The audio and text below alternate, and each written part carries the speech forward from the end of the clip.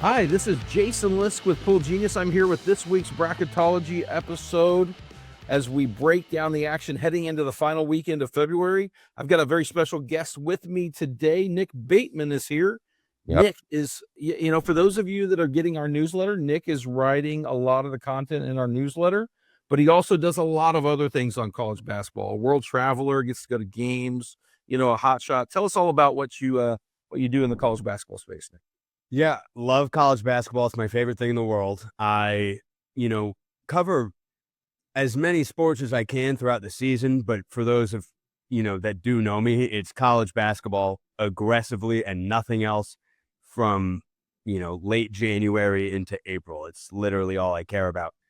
I make short and long form content. TikTok, Nick during the day. Instagram is also Nick during the day. Twitter, Nick Bateman 33, started that about a year ago today, funny enough.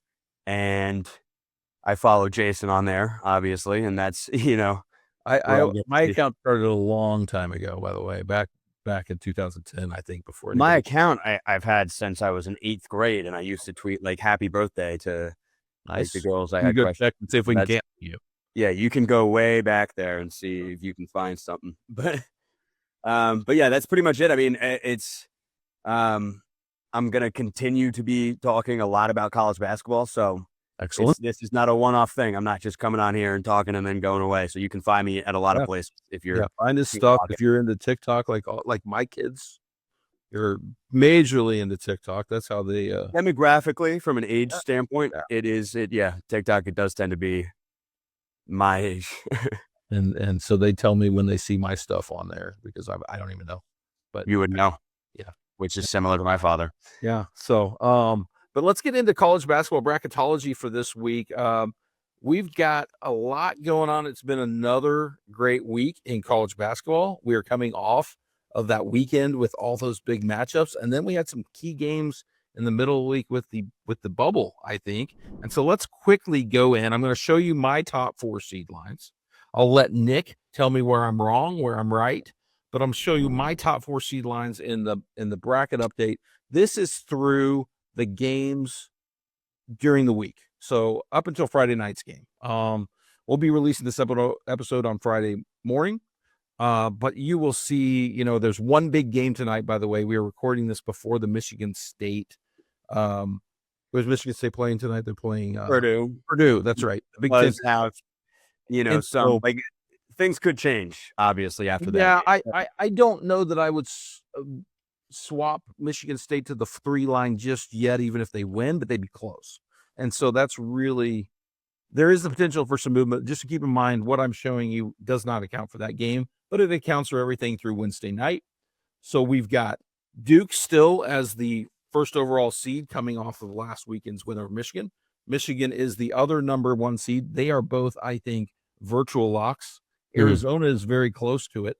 I suppose they could lose out, have injuries, something could happen, but barring like something really ridiculous, I think 3 of them are almost set. And then it gets hairy. I've got Connecticut as my final number 1 for now. And I have Purdue, Houston, Iowa State, and Florida on that 2 line. Then I have Kansas, Nebraska, Gonzaga, and Illinois on the 3 line. I think Illinois is basically the equivalent of a 2. A lot of people have them there. I think they probably should be there, but I think that's going to play itself out over the next couple weeks between all these teams. And then I think there's a big gap, Nick, between Kansas, Illinois, and then Kansas, Nebraska, Gonzaga, and the first part of the 4 seeds, and then everybody below them. I have Texas Tech holding on now.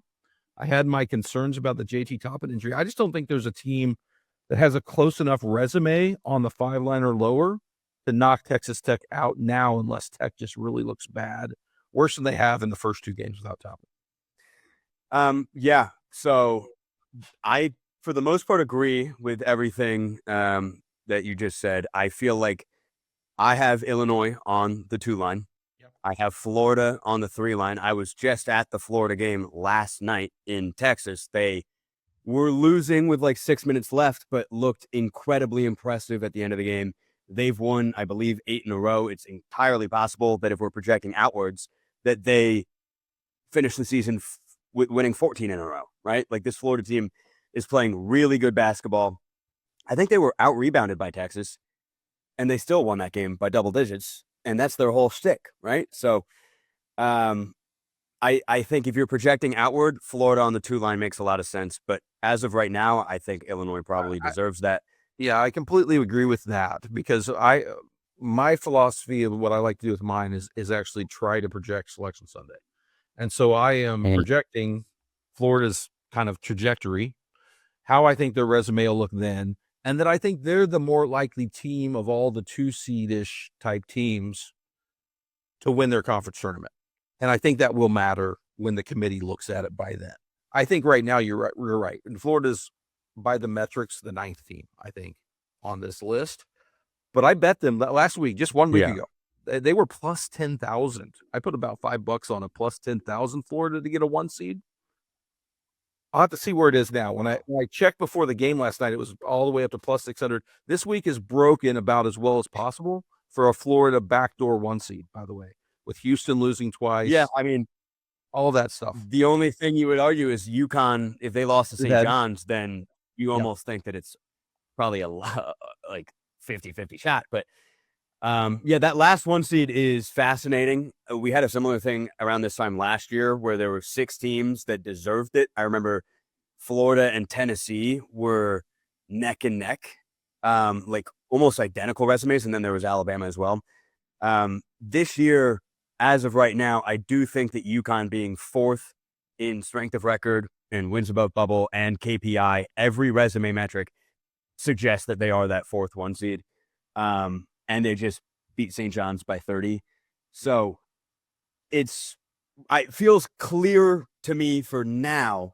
And the Big East, obviously, not good enough to make you think that UConn's not going to go run the table there in the Big East tournament. So I would expect UConn to get that final 1 seed. Yeah, I mean, I've got them there right now, even on a projection. I do think that's right. Predictively, the margin of victory last night matters in a lot of the predictive metrics, so they're going to see a boost there in their odds to win everything.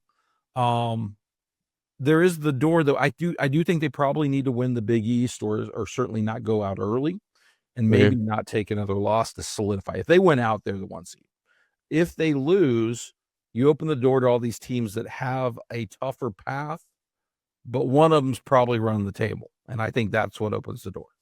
This is true that, say, Arizona loses in the Big 12 championship game. They're already pretty much a 1 seed lock.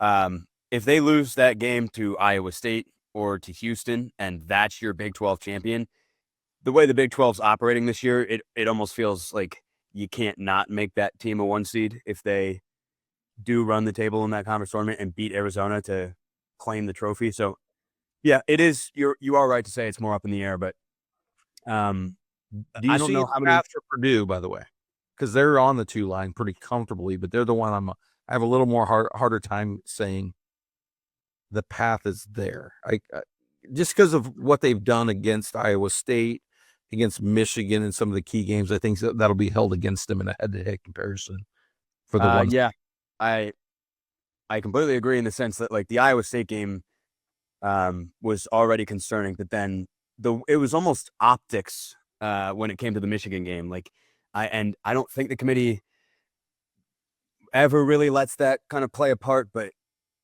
Purdue really looked like a little brother type team when they were playing at home in Mackey to Michigan, and they lost to Michigan handedly. So that was like concerning, but resume wise, like I found it making like I want to put Purdue on the 3 line because I'm just like they don't look like a 2 seed at all. But you can't do that in bracketology. So yeah, they are a 2 right now. Yeah, they're the ones. I mean Illinois until they blew the UCLA. I would have said still has a run to the 1 seed. I think they also probably have to run the table, but I guess they're still live because for the same reasons. But yeah, that's those 9. I think there's a clear divide after Kansas has lost to Cincinnati, even though they did get the big win on Big Monday. I don't think Kansas can get up there. I think they've gotten, they're too far down in certain metrics. I see that's the divide. Gonzaga is not they don't have enough opportunities to overcome that loss to Michigan in one of their key games and really impress the community higher. So I don't know if Gonzaga Yeah. held their rematch against Portland last night. I believe they won by maybe 40 points, Right. which is fascinating that they lost to that team Right. 2 weeks ago. So that's one that Gonzaga can't get a 1 seed because of that loss alone. Kansas, 7 losses. You'd have to win the Big 12, have a bunch of other things happen probably. I don't know. Yeah. So I think the dividing line is probably right at where I have Illinois or Purdue or Florida as that first 3 seed. I don't think anybody else is getting there, but I think it's wide open between 4 and 9 is how I view it. Moving to the bubble, moving toward the teams last in, first out. Here's who I've got above the last 4 in after everything that's happened. I've got Clemson hanging on a 10 seed line, Texas A&M and Texas. TCU is that first 11. Of course, one of those is going to go to an auto bid. And then I have the last 4 in Miami of Ohio, Santa Clara. I have Miami of Ohio as an at-large right now, by the way. It's because our numbers have Akron slightly power rated higher. I think it could go either way, but I'm going to keep it there because I think it's good to project that for bracketology purposes to assume. I want people to know what I think of Miami as an at-large candidate. I think they're in. But I think they get sent to Dayton if this projection's roughly at 30-1 and then into the conference tournament and losing maybe to Akron. So a 32-2 Miami, Ohio, I have is in. And 32-2. So you're saying they lose twice? Yeah, like if they go 30-1, if they're 31-0, they're a lock. I don't think anything they do in the conference tournament. If they're 30-1, I think they're in the debate, but they're still in if they lose to say Akron in the MAC title. That's where I get really worried about it, and it's a fascinating topic that I definitely am going to make a video about, like in the next 24 hours. Yeah, there's going to be outrage regardless of either what way. happens. Either way, there's enough people that are really pushing back on Miami, Ohio being seen as an at-large at all. People are saying they're 85th in KenPom. Like, there's no world that they should make it. Who cares about? They have the 363rd strength of schedule. I understand that. Every team that's ever been 28-0 in a college basketball season has been a 1 seed. Every team that's ever gone undefeated in the regular season has been a 1 seed. Miami, Ohio, if they do it, cannot be left out. That is a precedent that the committee cannot set. I 100% agree. If I were in the room and they were sitting there at 30-1, and then especially if the loss if it's 32-2 with a loss to Akron, who is a top 60-ish type team. But who would the other loss be to, right? Like Ohio? Yeah, anybody down the stretch. Teams take losses in these games because the risk is there. If it's 31-0, like I said, I think they're in no matter what they do in the MAC. If they do take one loss, I think they can still get there. But there's no precedent for it either way. We could argue, right? There's no team like Miami of Ohio. I've been doing this in the back of papers since before computers when I was in college and high school in the early 90s. There is not a team like even like the Murray State team with what's the name at is it Ja Morant? Ja Morant. 12. That team was like 32-1 and 32-2, but played a few more teams and had more quad 2 wins. And they got a 12, yeah. Yeah. Their Buffalo team, I think that Nate Oates coached. The one that beat Arizona? One that got a 6. No, I think maybe the next year. Okay.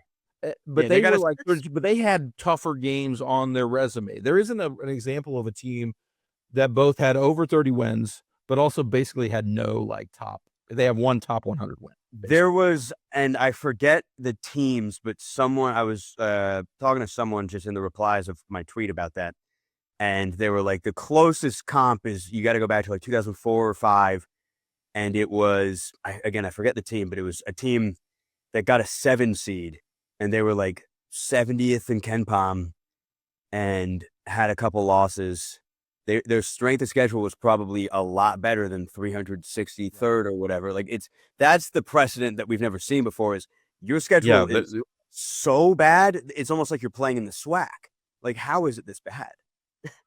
I mean, yeah, they've got a few chances to, like, as silly as it is, if Wright State ends up at 134 instead of 138, that adds a quad 2 win. for them on the That road. was there before, was it not? Like for a It's while, we been were bouncing looking in at and out. it's Yeah. been bouncing in and out. So I'm just saying it's ridiculous. But when the committee sits down on Wednesday of selection week or Thursday, if that one is inside 135 versus out, and the committee member can say, "Oh, they have 2 quad 2 wins," No, it that will may make a matter. world That of may difference. matter. It Yeah. really will. So like we're kind of all right state fans, I guess. Like just Yeah. dominant. But yeah, so I have Miami, Ohio in because I do. First of all, I think they're a slight favorite to go 31-0. If I were to bet it, I think the betting markets have that. So I Oh yeah. think the fact that they are a minus number to go 31-0. Some of these bubble teams we're going to talk about next, I have under 50% to make. So I think Miami, Ohio is in as an at-large on average. If I were to project it, I think they're in. Santa Clara, I think, hanging on. The next group, it's dicey. I have New Mexico somehow in after all the chaos and losing at Nevada. Yeah. Okay. Same. Do not feel comfortable about it. I have Nope. Indiana in after a bad loss. I have Auburn barely out and Ohio State barely out. Okay. Yeah. It is really gross, Jason. I'll tell you that much. It's not something that I'm pumped about, like looking at the bubble right now. And my question, first of all, I wanted to pick your brain on if Miami, Ohio does, let's say, just finish the season undefeated. They win the rest of their games, they win the MAC. What seed would you put them on? Would they get an 11 still? Would I? If you're doing exactly what you're Would I doing here, project the committee to do? I projecting the think community. they would be right on the 10 to 11 cut line, possibly a 10. I don't think they get to a 9. I have them as the last 10 seed if they do it. Yeah. And that's what I've been assuming is going to happen for a while now. And that also depends on do they beat Akron in the title game and give themselves a neutral site quad 2 Win over the 62nd ranked team in the I NAC. think that'll matter. Yeah. That'll matter a lot. But yeah, so for me, we have the exact same teams that are, hovering the line that are in the bubble, obviously. I have my 10 seeds are Texas A&M, Missouri is a 10. You're a Missouri guy.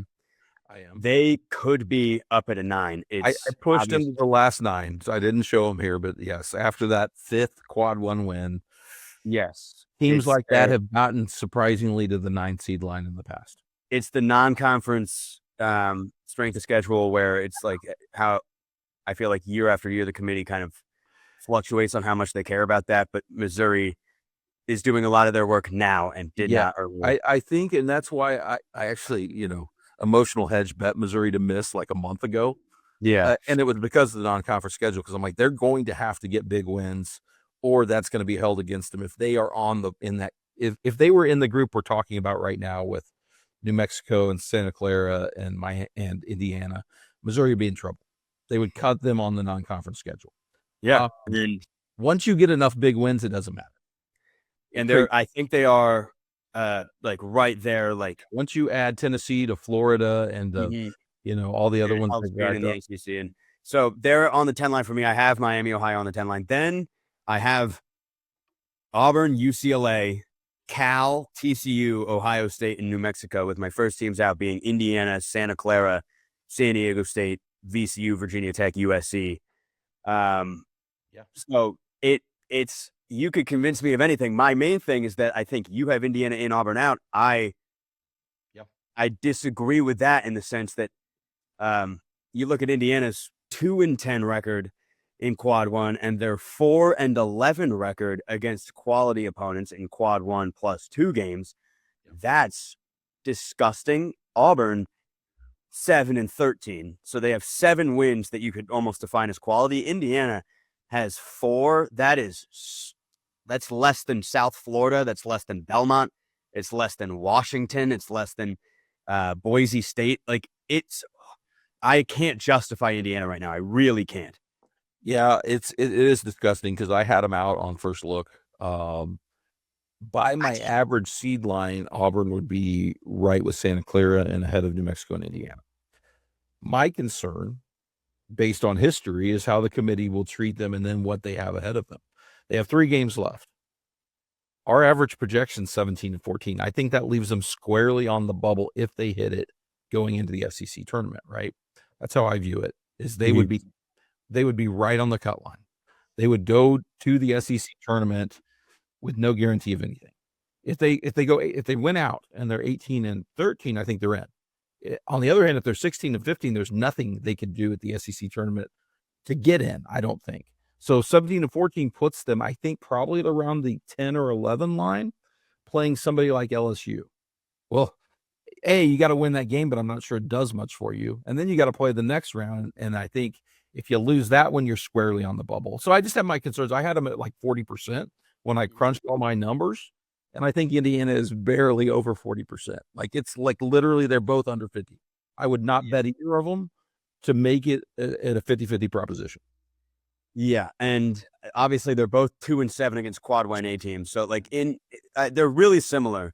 And I honestly kind of agree with you when you say like they're both just 35% chance to probably do it. But my thing is, we're talking about Miami, Ohio, and the fact that we've never seen anything like it. People look at history and they say, well, we've never seen a team like 17-14 is the worst record that we've seen in. You're 3 games above 500. You have 14 losses. Yep. That's why 16-15, even if you win a couple games in the SEC tournament, you have 15 losses in the regular season. That's not going to cut it. But I also think that if the bubble continues to eat itself and just look miserable, this could be we've never seen something like this before sort of situation where Auburn does get in, and nobody really sees it coming because how could you? But I'm not counting that out as a possibility that like there's outrage with an Auburn team that's 17-15 that gets in. I'll give you, we haven't gotten there yet, but in my next 4 out, there's a team that I think I have been ignoring. And part of it is because we talk about Miami, Ohio as the mid-major. But there's a team lurking there that actually fits the profile of mid-majors that have gotten sent to Dayton, surprisingly in some cases, that the bracket matrix didn't get right. Belmont. I love Belmont. It's my Belmont favorite. is like 5-2, depending on where the teams fall, because the NBC actually has a bunch of teams in that 75 to 135 range in the net. So they get quad 2 opportunities when they play road games. I think they're like 6-2 in quad 2, like in quad 1 and 2 combined, mostly quad 2. They have 3 losses outside of it. That certainly matters. But if you look at the surprises, like Belmont themselves, I think like 5 years ago, like a Drake team that got in and sent to Dayton. Like there aren't teams like Miami. There are teams like this Belmont team that have gotten in at like 27-6, 28-5 with that resume. It reminds me so much of that Tulsa team that I think was the last team in. And they had a bunch of quad 2 wins that people didn't discount it by the way. What, 2016 or something like that. So that's what comes to mind for me. I think from what I'm saying, first of all, it's 5-1 in quad 2, 0-0 in quad 1, which is a little concerning. So that just means there's a bunch of teams that are moving on the net day to day here. South Florida is the other team here that has pretty much the same resume as Belmont, but a tougher schedule, and 2 quad 1 wins.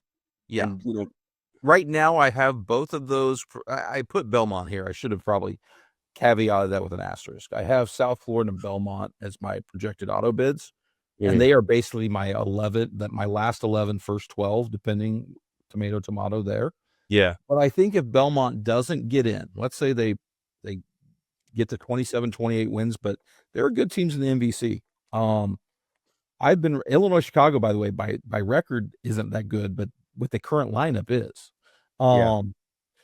And there's lots of tests in the MVC. Northern Iowa's found things. Like the MVC has good teams. Arch Madness is going to be, It's going to be fun, and they're no guarantee to win. And I think if they lose to a decent team that's also in the top 100, they might be that surprise. So I'm not ruling them out of the committee going, oh, Auburn, Indiana, why don't we just take Belmont?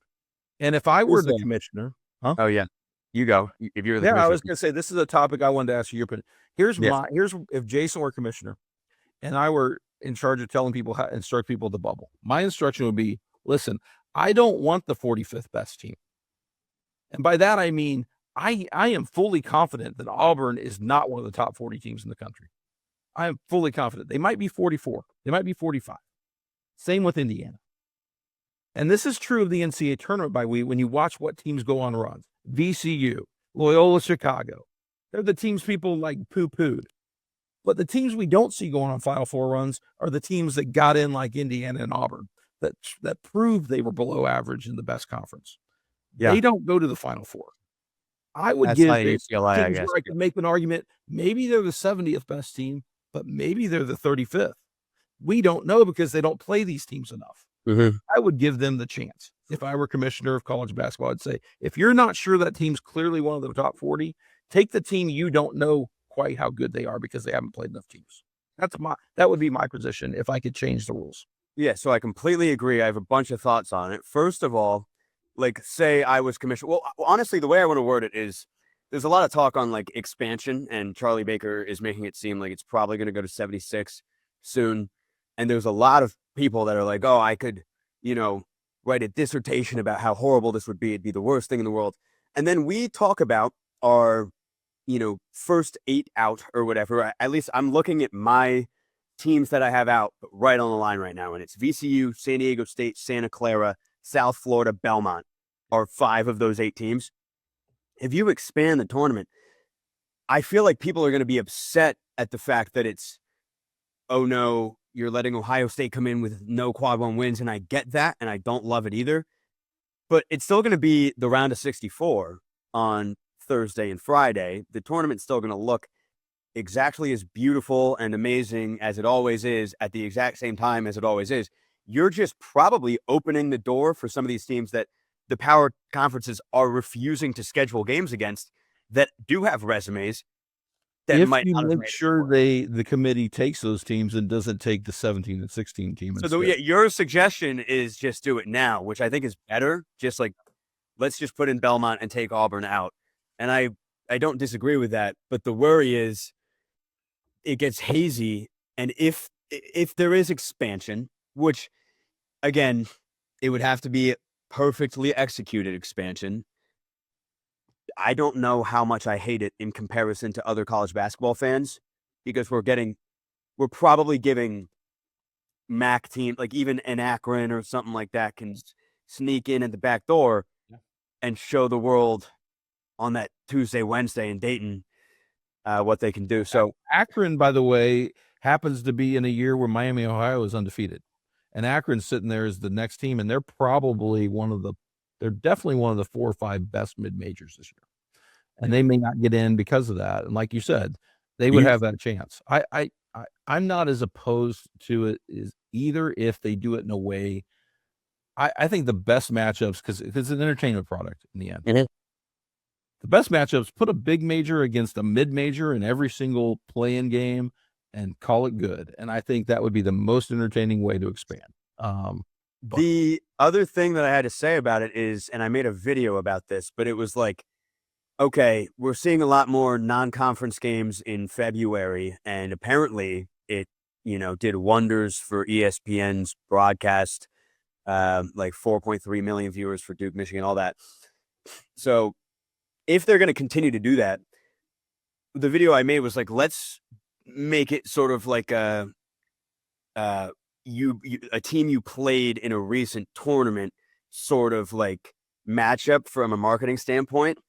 And then the rule would kind of be like, if you played in a really good game or you lost to a mid-major, like Purdue loses to FDU or something like that. Clemson and McNeese would be Clemson and McNeese, that Clemson has to play McNeese home and home the 2 years after losing to him. Something like that, where it's just like, oh, like you, not only did you beat a power team this year, that's amazing. Everyone loves the Cinderella. Now you have a potential quad 1 opportunity for the next 2 years to continue to sort of make the tournament. That's something that I have thought about because I think we just need to find out ways to get these mid-major teams. Like, I love that in theory. I would have hated it back when I was growing up because Missouri would have just been playing those teams nonstop. Because we lost to Northern Iowa. They used to have like bracket busters back then, right? Like that was before mine. Missouri lost to Northern Iowa, Rhode Island, Xavier when Xavier was not in a big conference. They were back when I was growing up. In consecutive years, I would have hated everything about all that. Would have been so cool. Yeah, great talk on the bubble. We're going to close with a bit of we're going to go down teams that are more not directly on the bubble, but above it. and we're going to play a little game where we each give our thoughts on, is this team a lock? And by lock, here's what I mean by lock. I mean, they don't have to do anything else. Like if they lose out based on their remaining schedule, it would knock their seeding down, but they're still getting in. The committee's going to put them in because they've done enough. And the teams below them have done not enough that it won't matter. Do they need one more win this weekend? Like if they aren't in yet, but if they win this weekend, are they in? So that's the second category. And then no, they've got work to do. So we're going to start here. I shared a list with you, and we're going to start down it. I didn't put Iowa on there, but do you want to make a case that Iowa's not in? Because I have Iowa in. You have Iowa as a lock, you're saying? Yeah, I think Iowa's in. Yeah, it's tough because the net rankings aren't going to move that much anymore, and they're 26th in the net. I think if we're talking historical precedent, maybe Indiana State a couple of years ago at like 29 was the only team ever to be top 30 in the net and not make it. Yeah. I don't think Iowa's going to be moving down on that aggressively. 10-7, 4-1 in quad 3. They're like right on that line, but I would probably say they're a lock right now. I probably would. Okay, so then if we have them, because I had them right like after their win over Ohio State, and after some other teams losing, I had them. It's like the last 7 first 8. Exactly. So I have them right there. So I'm going to bring up 2 that I also have in that same range, but they don't play in the Big Ten. We'll start with Utah State. Utah State in or out, or 1 win away. I think Utah State is in. I think they're top 25 in your quality metrics, right? Like your KenPom, Torvik, kind of combining all of those. They are a top 25 team, and they're 10-4 in the first 2 quadrants with an 8-1 record in quad 3. So a lot of the times you see, like with San Diego State, for instance, they have like that one bad loss, but then their record in the first 2 quadrants is way worse than Utah State's. So even if Utah State picks up a couple bad losses, you're still looking at a 10-4 record against quality opponents. Yeah. That to me, again, they're right above Iowa in the net. I can't, obviously you're going to say they could lose out technically, and it'd be losses to a lot of bad teams. Yeah. So I'm going to say they're not a lock because of that, because when I think about, I'm looking at them. So if I'm thinking, okay, if they really did lose out, it's home to Grand Canyon. It's home to UNLV. That's at UNLV, then home to New Mexico, and then in the Mountain West. They've lost 2 in a row as it is. Granted, to good teams on the road at Nevada, at San Diego State. If they lost 6 in a row, and their record was 23-9, they'd at least be very much sweating on Selection Sunday. So I don't think they're a lock. They'd certainly be sweating. They would, because these things matter on the margins. Like if you haven't won in like 3 weeks, and you're not in a power conference. I think if you haven't won in 3 weeks and you're 0-6, and you weren't Arizona or Kansas before that, you might be sweating. Now the odds of that happening are very slim. Like they're going to be favored. They're going to be like 75-80% to win all these games. Yeah, I think they're probably 1 win away, maybe even 2. But 2 where they're heavily favored. So I think they can nearly lock it up this weekend when they do play that game against Grand Canyon. Don't lose to Grand Canyon at home and take your 3rd loss, I think. Yeah, I guess it makes enough sense to me where it's like, okay, yes, they lose to Grand Canyon and UNLV. And then we're talking about 5 losses in a row going into the Mountain West tournament.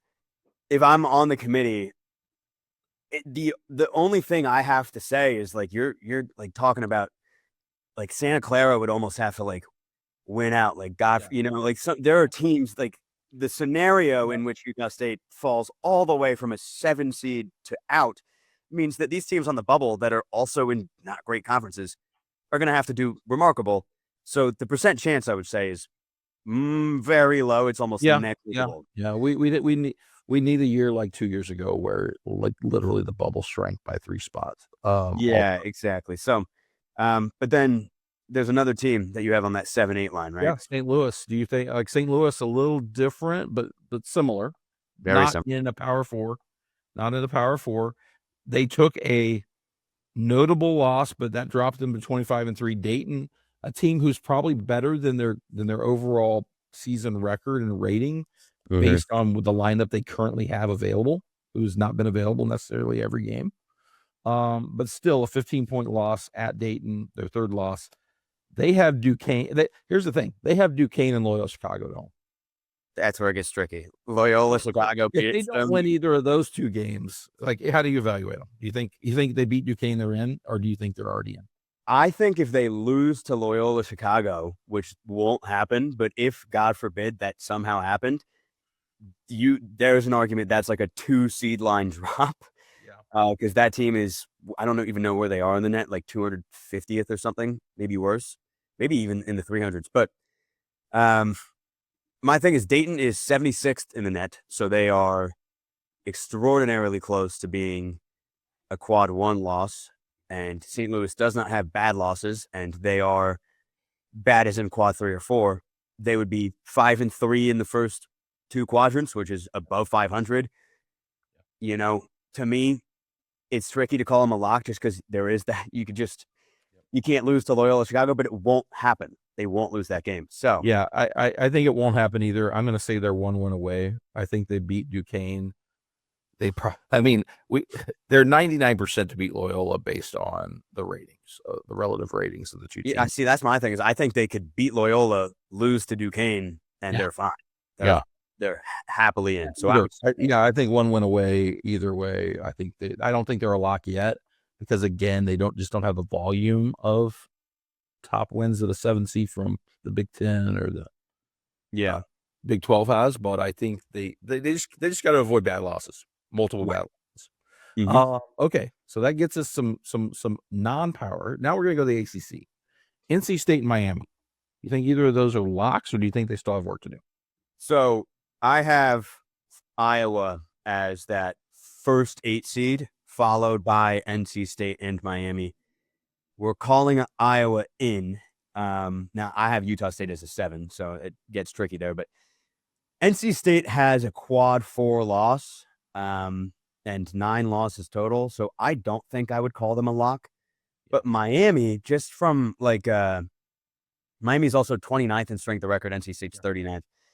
But Miami has 6 total losses. So it just like becomes kind of an optics thing where you're like, okay, Miami loses out. They're still to 21-11 or whatever they are. NC State loses out and you're starting to, that strength of record drops to like 49 or 50. And you're looking at a team with a good chunk of losses there, like 13 maybe. So I would say I feel more comfortable about Miami almost calling them a lock, like similar to your Utah State, and then NC State I don't think is a lock. I would agree with that. I almost put Miami in the lock category. I think that they're virtually in. I think they probably could survive an 0-4 close because they have some tough games in those that you're counting as kind of projected losses, and I still have them in the field as an 8 with the assumption they're probably going to lose those games.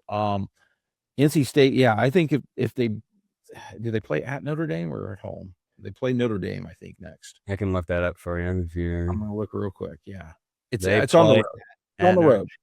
So that's gonna be like a quad 2. I think NC State needs to win that game to lock it up. I think then no expectation they have to beat Duke. Like they're in. Like they lose to Duke, that's fine.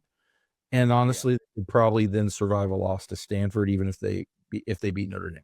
So I think NC State needs a win this weekend to lock it up. I think Miami may not. But I think they're both close. I mean, the quality of this bubble is bad enough that I have a hard time seeing both. That's the point, right? Like I'm looking at it now. I'm like, oh, they could be still 11-11 in quality games, which if you're comparing that to some of these bubble teams, the thing is they have a quad 4 loss, which like we're going to have to talk about TCU in the sense of like, that's a resume that doesn't make a lot of sense to me. How have you navigated TCU's resume? I can just tell you how the committee tends to treat it.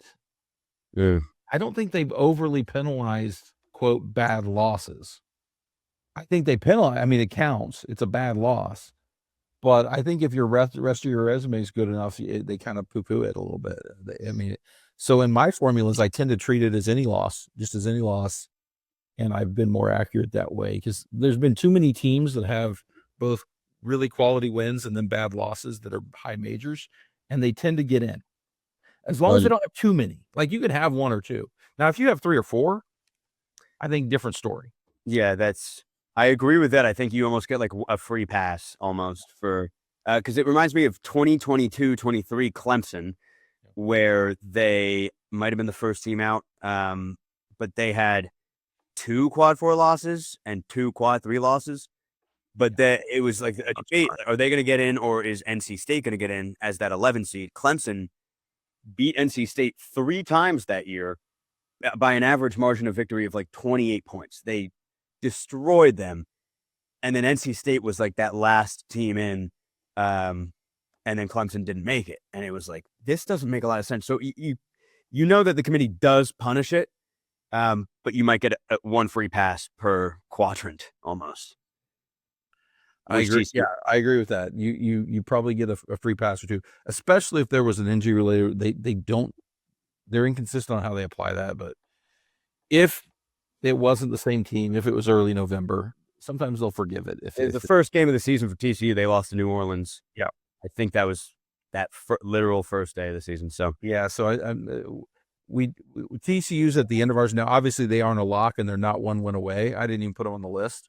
They're on the bubble, but yeah, no, sorry, that was a tangent on my end. That's okay. No, that's good. UCF is my next team. I actually have them at a lock. I think after what they did at BYU, I think they've done enough, and I think they have little left danger. But what say you? Top 25 in resume metrics, which is impressive. I have, my 8 seeds are Iowa, UCF, NC State, Miami. So they're just, obviously, there's a debate there. The worry is, around the 50th best team in the country, if you're looking at like actual ability. So could they actually lose kind of down the stretch here? The answer is yes. But if you're looking at their resume, you almost have to call them a lock. It's like home against Oklahoma State would be quad 3, but that would be their first one. Yep. Baylor and West Virginia, like, it's not great if you lose them, but you can at this point in the season. I would have said they'd fall to 500 in the Big 12 instead of like they're 9-6 instead of finishing over 500. But the Big 12 is good enough for 9 wins. Yeah, they'd probably be in Dayton, but I think they're in. I think UCF's in, even if they don't do anything else, honestly. I think so. I think maybe even not in Dayton, maybe just an 11. So I agree that I think UCF should be in just via the strength of the Big 12. Now, St. Mary's. Now we're going to get into, I think, the interesting one in the WCC. Are they in because we're down to how many games they've got left? Do they have 2 this week? Might be just one. Gonzaga. They don't have 1. Oh, well, here's the thing with St. Mary's. They've got fewer outs because of the structure. I'm going to say in clearly because all they have left is Gonzaga and then straight to the semi, right? And so they don't have the risk of the bad loss that other so St. Mary's, by beating Santa Clara, they kind of clinched a bid. I think so. I mean, I don't know how high they obviously they need to beat Gonzaga to shoot up. But I don't think there's any way with only 2 losses available to them that they can drop anymore. I think unlike these teams we're talking about that have 4 games left, they're kind of in better shape.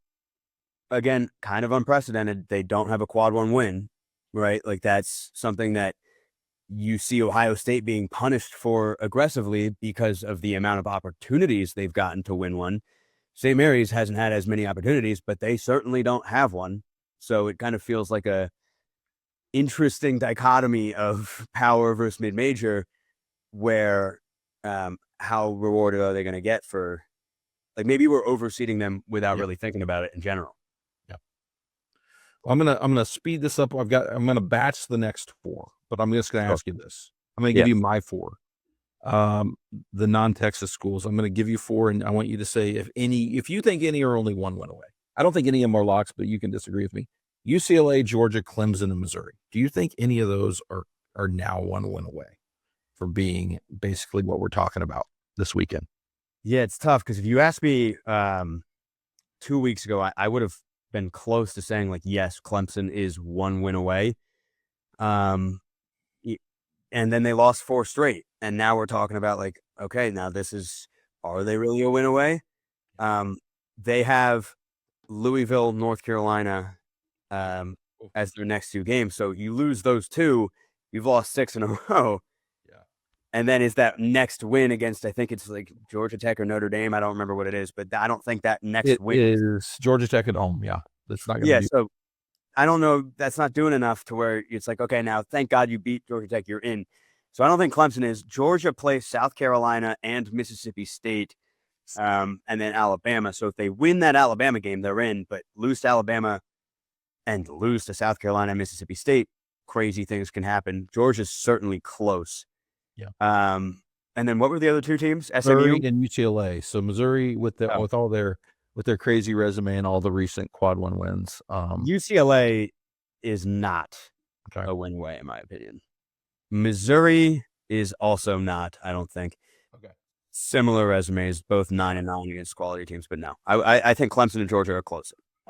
I think Clemson's closer, but Clemson's also in that range of teams that we've seen get left out that did not close well.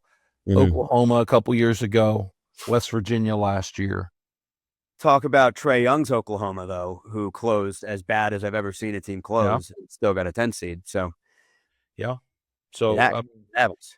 The Clemson's there. I think Missouri is a crazy one. I think they've probably done enough, but they can't turn around and give it all away over the next week and a half. I think. Right. But they've probably. We were talking before we came on. They were in danger with the bad non-conference strength of schedule. I mean, they basically scheduled nobody until they played Illinois, Kansas, and they went to Notre Dame and they lost all those games and they played poorly. And they certainly didn't have all the guys that are playing now that are part of this recent run. But they did not beat anybody in non-conference. They beat Minnesota at home. No, that was it. Otherwise, it was like sub 300 teams. It was bad. It was bad. It was really the kind of thing. They were offering me beer, and I would not drive to Columbia because of the opponents they were playing right after Thanksgiving. And so I think they're. I mean, if they add a 6th quad 1 win, I don't see. I mean, they're virtually a lock if that happens. But I need to look who. See, I should know our schedule. Who we play this weekend? Mississippi State Saturday on the road. You can't lose that one. That's not going to help you, right? In terms of resume, Mississippi State ideally you don't lose that one. If you lose that one, then Dayton talks are back.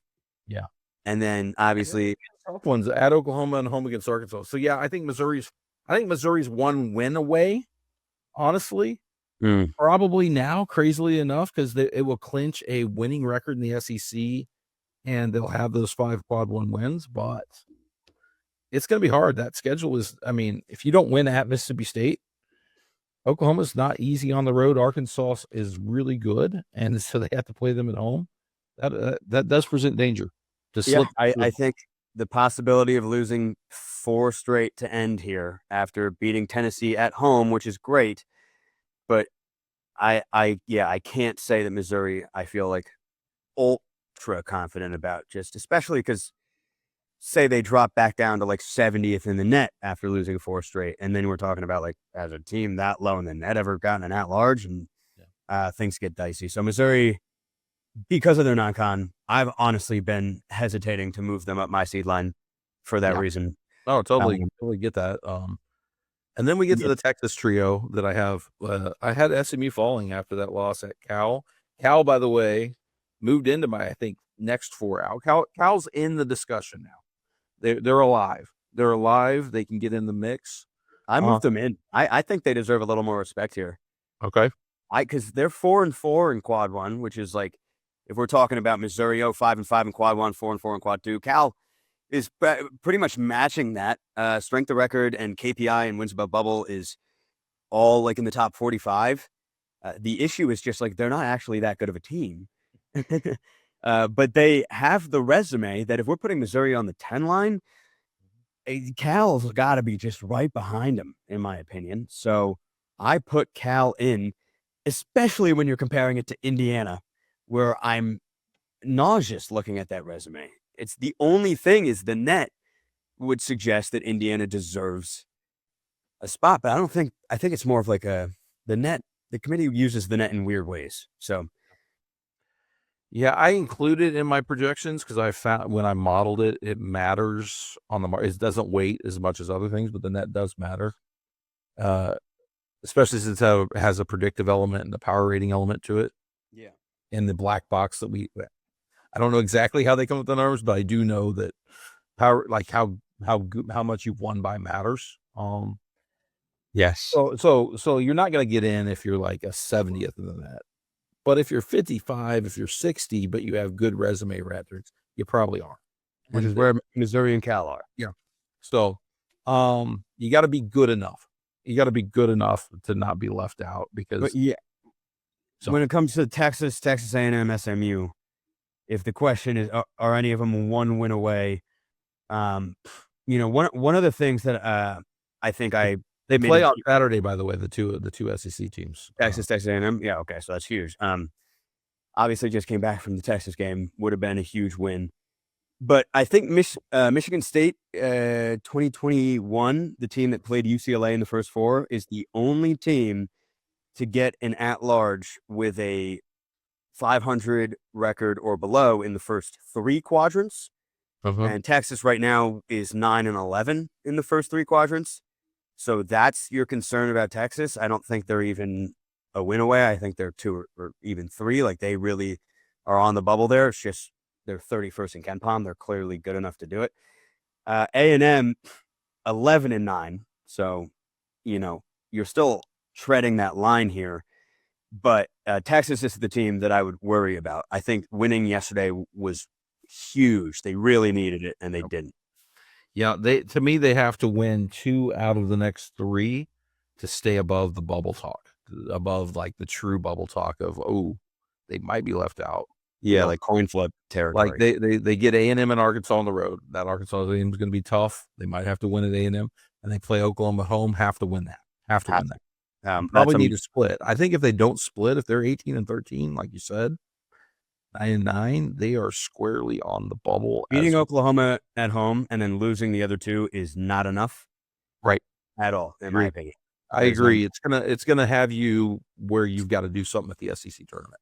Yeah, sure. But they'd be right there. So, but yeah, and then SMU, they did lose to Cal yesterday, so maybe that happened after I was doing my seed line, but I have them as my last 9 seed right now. Where do you have them on the 10 line? I dropped them down to the 10 line. And they would be like at the edge of the 9 to the 10. I think the question there is if they do lose out, they're 8-10 in the ACC. That would be at Stanford, home against Miami, at Florida State. They've dropped to 19-12 overall. I think if they win those games, they're going to be favored in all of them. They're not going to be a huge favorite in all of them, but they will be favored, I think, even in the road games. Mm-hmm. I just don't think they can. I'm not sure they're 1 win away. They might be 2. They might be 2 to clinch it for sure. Yeah.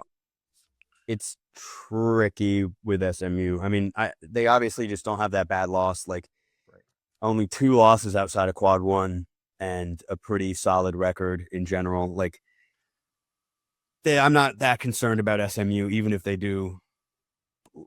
I don't know. I guess they feel like maybe 2 wins away, but to me, it could be 1. It could be 1. Okay. Well, it's great to go down this. Hopefully you all have learned a lot from Nick here, breaking down these teams. We went through a lot of them. So you got a full resume breakdown of pretty much everybody that could even get to the bubble, I think. Of like, we got a lot of teams. Yeah. We covered a lot. So I love it. Love it. Yeah. Me too. And thanks for coming on with us. I look forward to more stuff in the newsletter. I'm going to have to be on TikTok. I will check that out again.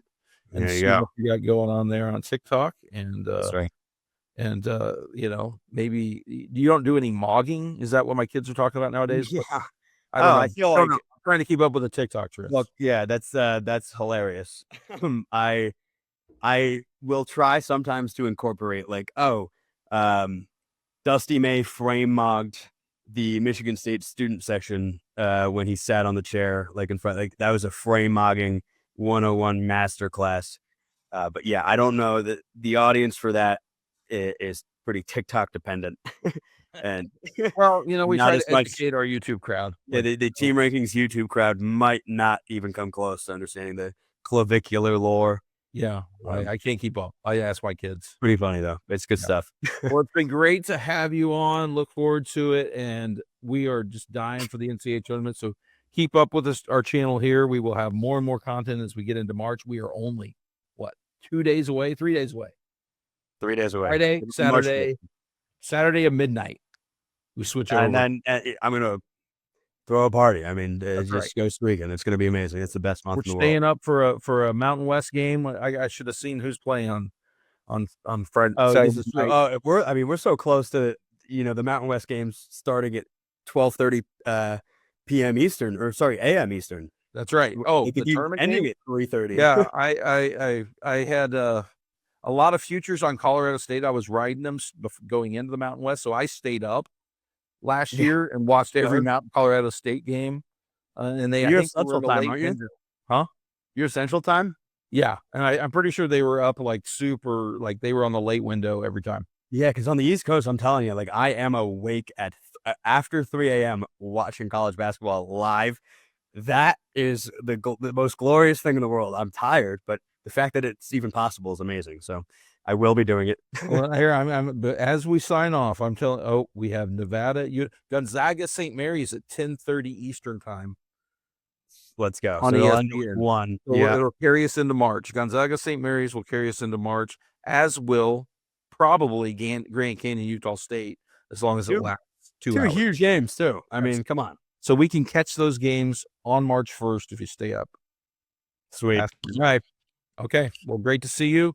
Yep. Check it out. Like and subscribe to get more college basketball and bracketology content. And good luck.